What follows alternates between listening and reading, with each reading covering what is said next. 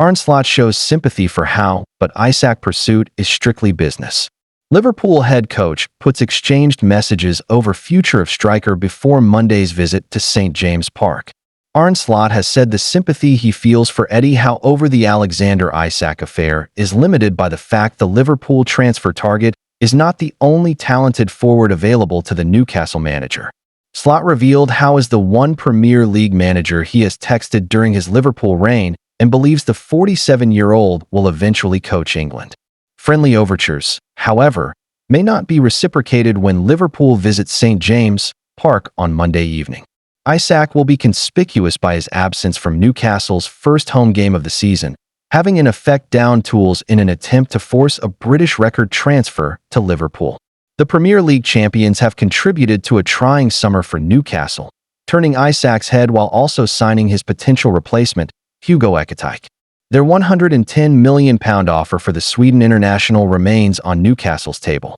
Slot expects an intense night at St. James, and, although Liverpool's pursuit of Isak is strictly business, he recognizes the effect a player going on strike will have had on his opposite number. In general, I have sympathy for Eddie Howe because he is a great human being, said the Dutchman. It's maybe not a coincidence that I've texted with him because I think he's a very nice, honest, and polite colleague. For the rest, I don't need to have sympathy for a manager that can still have the availability of Gordon, Murphy, Elanga, Barnes. You don't need to have sympathy for a manager who has so many good players in his squad. But, in general, I like him and I don't think it will be a surprise to anyone if eventually he is going to lead the national team of England. Slot and Howe exchanged messages after the Carabao Cup final in March, when Isak scored the decisive second goal to secure Newcastle's first domestic trophy for 70 years at Liverpool's expense. The only Premier League manager I've ever texted with was Eddie Howe, said Slot. In Holland, I texted with a few more. I don't think it is good for me to say what he texted me or what I texted him. They fully deserve to win the League Cup final. I didn't text him something different. If I see him on Monday, I will be the same as I was last season, and I expect nothing different from him as well. Relations may have been strained between Howe and key figures at Anfield by the transfer saga. Richard Hughes, the Liverpool sporting director who submitted the bid for Isak, has been close friends with Howe since they shared a flat during their playing days at Bournemouth. Howe has been friends with Michael Edwards, chief executive of football at Fenway Sports Group, Liverpool's owner, since they played for Portsmouth in the early 2000s. Edwards worked for Portsmouth at the time as a Prozone analyst. Slot acknowledged Howe's struggles, saying he respects him, but they're not close friends, though they've exchanged messages. He admitted Liverpool's bench lacked depth against Bournemouth, relying on Chiesa and 16-year-old Ngumaha after losing Diaz, Nunez, and Hoda. Slot argued they still have 6 players who can cover 3 attacking spots, including Wirtz and Frimpong, depending on tactics and opposition. Thanks for watching. Stay for the next content. Don't forget to like and subscribe. Tug of war: Man City could launch last-ditch transfer for Marc Guéhi in blow to Liverpool if Pep Guardiola sells 2 defenders. Manchester City could suddenly beat Liverpool to Guéhi. Manchester City could enter the race for Marc Guéhi, but only if centre-backs Manuel Akanji and Nathan Ake are sold this week. The Crystal Palace defender, who has just 1 year left on his contract, is already being targeted by Liverpool, Tottenham, and Barcelona. Palace chairman Steve Parish has already said Guéhi would be sold unless he was willing to sign a new contract at Selhurst. Sunsport has previously exclusively reported that Guéhi was willing to run down his contract if he didn't get his preferred move. And now the Daily Star is reporting that City are considering the 25-year-old as a potential £35 million signing, should they lose both Akanji and Ake from Pep Guardiola's squad. Galatasaray are keen on 30-year-old Akanji, while Everton, who have already secured a loan deal for Jack Grealish, are interested in Ake. Should both players leave before the transfer window closes next Monday, interest in Guéhi would intensify. That would put City on a collision course with Liverpool, who have long been leading the race for the Palace man. Guardiola is looking to trim his squad, and Guéhi's pace and long-term potential make him an attractive option. The City boss was forced to leave both Ilkay Gundogan and Akanji out of his squad for their recent 2-0 loss to Tottenham. Guardiola explained his rotation policy, saying, "I had to leave Rodri and Phil Foden out last week because we have so many players. I must rotate. In the next games, others will be left out. It's not more serious than that. Guardiola also defended goalkeeper James Trafford, who made an error leading to the second Spurs goal. He said, "James played well in his first game last week, and I decided to stick with him." People often think early season decisions are the final ones, but it's about choosing for the moment. Today, I made that decision, and it is what it is. Guardiola acknowledged that his team missed some simple opportunities in the game, but praised their effort. The City boss said, "The running and commitment was extraordinary. We still have work to do after the win at Wolves. Everyone said everything was fine, but I said then we had more to improve, and it's the same now. We'll keep working, step by step, until things click. We've got a week to rest, and then it's Brighton before the international break." Manchester City have already strengthened their squad with the signings of Ryan Cherki from Lyon, adding creativity in attack, and Ryan Ait-Nouri from Wolves, bringing dynamism down the left. Yet, there remains a feeling at the Etihad that another central defender could be key. Mark Guehi's composure and leadership make him a perfect fit to strengthen Guardiola's defense. Thanks for watching. Stay for the next content. Don't forget to like and subscribe. Arsenal send a €78 million offer for Rodrigo to Real Madrid. One of the names that has generated the most buzz in this transfer market is that of Rodrigo, the talented Brazilian winger currently playing for Real Madrid. Once considered an untouchable piece in the project, Rodrigo's importance within the squad has seemingly declined in recent months, largely due to the arrival of new stars, tactical adjustments, and the emergence of other attacking options. As a result, his future in the Spanish capital is now the subject of intense speculation. What has made this situation even more intriguing is the interest from Arsenal, who have been following the player for some time. According to reports from Defensa Central, the Premier League club have already submitted an official offer in the region of €78 million in a bid to secure his services. Arsenal, under Mikel Arteta, view Rodrigo as a player who can add not only depth, but also creativity and unpredictability to their attack. His pace, dribbling skills, and ability to play across the front line make him a valuable asset for a team aiming to challenge consistently for domestic and European titles. On the other hand, Real Madrid's stance is firm.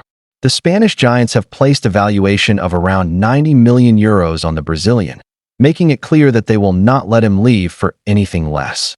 This price tag is not arbitrary. Rather, it is tied directly to the club's transfer strategy. Madrid are reportedly eyeing a high-profile midfielder, one that manager Xabi Alonso has specifically requested to reinforce the squad. The funds from a potential Rodrigo sale would play a key role in financing this acquisition. The situation is further complicated by the player's own perspective. Rodrigo has repeatedly expressed his love for Real Madrid, highlighting how much he values being part of one of the most prestigious clubs in the world. However, his reduced playing time and the feeling of being overshadowed by other stars could make him more open to a new challenge, especially in a competitive league like the Premier League. Arsenal, for their part, are believed to be ready to offer him a leading role in their sporting project, which might be an attractive proposition for the 23-year-old forward. In summary, the Rodrigo saga has all the ingredients of a summer soap opera: a top player whose role has diminished, a wealthy club eager to bring him in, a transfer fee that could unlock another major signing, and the uncertainty surrounding the player's decision. Whether Arsenal are willing to increase their bid to meet Madrid's demands remains to be seen, but one thing is certain: the coming weeks could be decisive in shaping the next chapter of Rodrigo's career. On the other hand, the player's circle has begun to show discontent. Rodrigo has seen his time on the pitch reduced, especially after the Club World Cup, opening the door for a departure if a suitable offer comes along. Arsenal have entered the race strongly. They have submitted a proposal of around €78 million, significantly below Real Madrid's request, but enough to show their seriousness. Real Madrid, for its part, does not rule out the possibility of considering this offer if it comes closer to their economic expectations. Meanwhile, Manchester City, who also seemed very interested, have stopped negotiations. The cooling of relations between the two parties indicates that there are currently no advanced negotiations between Manchester City and Real Madrid for Rodrigo. This development places Arsenal as the main protagonist, at least for the time being. If they can come close to that price, They could become the most likely destination for the winger during the remainder of the transfer window. Rodrygo's future seems uncertain, not for lack of interest or quality. At Real Madrid, Xabi Alonso is marking a new era that, for the moment, does not place the Brazilian as a central part. A final offer has yet to come in, but there are signs of movement. Arsenal are maneuvering cautiously in this transfer window. Manchester City have pulled out for the moment, and Real Madrid are watching. Moreover, according to sources close to the club, if an operation that matches their expectations emerges, they will not object to selling the player. The coming weeks will be crucial in clarifying Rodrygo's future. Arsenal will be looking to secure his signature, while Manchester City have, for the time being, withdrawn from the race. Thanks for watching. Like and subscribe. Carlos Baleba signs as Ineos pull off £130 million miracle. Man Utd's dream final transfer week.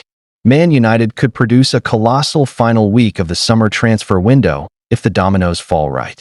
Manchester United have done well to transform Ruben Amorim's attack so far this summer, splurging £208 million on Matheus Cunha, Brian Buemo, and Benjamin Sesko. However, following an, albeit encouraging, opening day defeat to Arsenal, supporters are craving reinforcements in goal and in midfield before the September 1st deadline. There is still plenty of business to complete at Old Trafford, with player sales taking center stage to trim Amorim's squad and generate funds for further arrivals. Time is running, though, and it would take an almighty effort to ensure total satisfaction on the other side of deadline day. But nothing's impossible. Express Sport runs through what United's dream final week of the window looks like. A late flurry of sales. United haven't completed a single sale yet this summer, perhaps unsurprisingly, given the disastrous 2024-25 season. Alejandro Garnacho, Antony, Jadon Sancho, and Tyrell Malacia are all expected to leave, having spent the entire summer away from Amorim's first-team picture. Rasmus Højlund is also in the shop window after being informed that minutes would be hard to come by after the signing of Sesko. United reportedly want £50 million for Garnacho, £30 million for Sancho and Højlund, and £20 million for Sancho. Ineos generating £130 million over the next week would be nothing short of a miracle, but it would open the door for a grandstand finale. Carlos Baleba's record arrival. United are believed to have informed Brighton and Hove Albion that they will not progress their interest in top midfield target Carlos Baleba. That's likely due to a not-for-sale stance, but history has taught that every Brighton player has a price.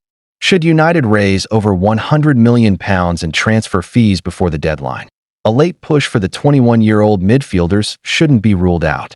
It feels unlikely that the Red Devils will pursue alternative targets this summer, which comes as a serious concern. Ruthless goalkeeper change. Simply put, United need to inform one of Andre Onana or Altay Bander that they are surplus to requirements and get them off the books.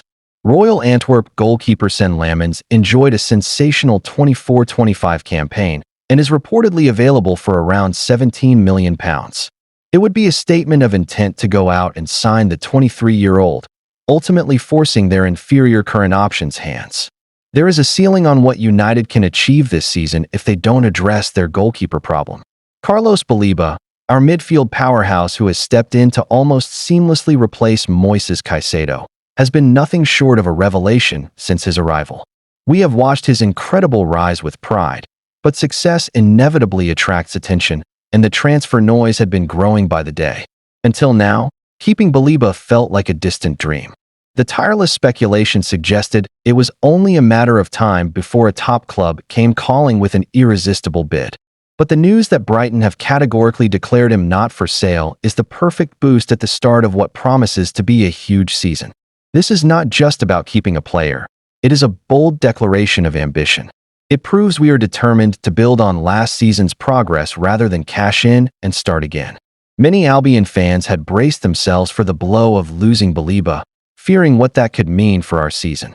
Instead, we can now shift the conversation towards what we could achieve with our anchor in place, and the possibilities feel exciting. Of course, any club looking to prize away one of our stars knows they will have to go toe-to-toe with Tony Bloom, one of the toughest negotiators in world football. Brighton's unwavering stance on Baleba is yet another reminder that if you try to play poker with Bloom, you will be the one folding first. Crucially, we have built a position of strength. Recent smart transfer business means we are not under financial pressure to sell, and the club's resolve is as strong as our squad. This summer's message is clear. Brighton and Hove Albion are not here to be rated. We are here to compete. Thanks for watching. Like and subscribe.